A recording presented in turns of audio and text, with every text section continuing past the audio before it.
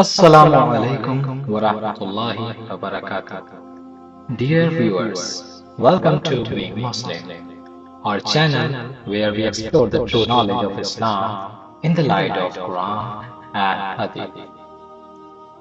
Today we are all caught up in the race of life, house, money, respect and fame. But have you ever wondered where is all this going? We are doing everything for this world, but have you ever think that what preparation have we done for hereafter? One day our breath will stop, and then only one question will be asked. How did you spend your life? Did you pray your salah? Did you obey your Lord? In this video, we are gonna see a mirror that will remind us of the true purpose of our lives. Allah says in Quran, and establish Salah.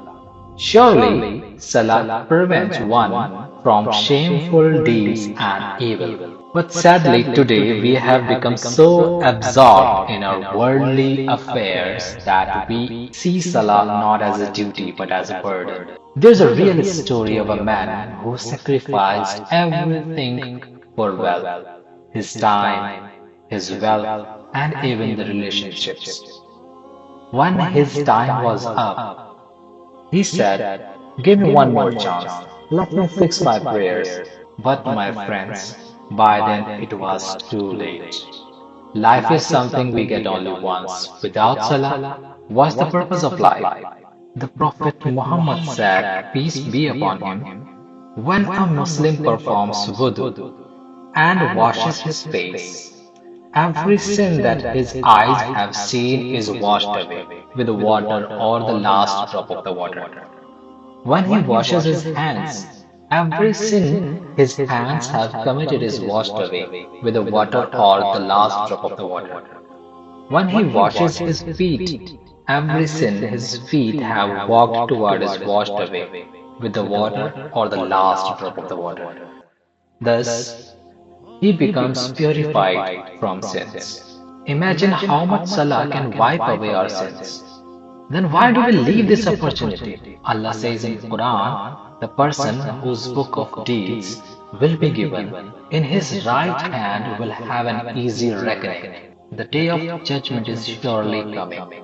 On that day, wealth and status will be of no use. Only your deeds and your salah will stand by you. So, let me ask you a question. Who cannot pray salah? Non-Muslims? Those who have gone from this world, those who have passed away. So, people who are in coma or unconscious, animals, they don't pray. Or the children, or the younger children. Again, we have to think, are we non-Muslim who don't pray? Are we dead? So that's why we are unable to pray. Are we unconscious? That's why we are unable to pray. Or are we animals who don't pray? Are we young children who don't understand, who are below 12? It's a shame if we are none of these and we still don't pray.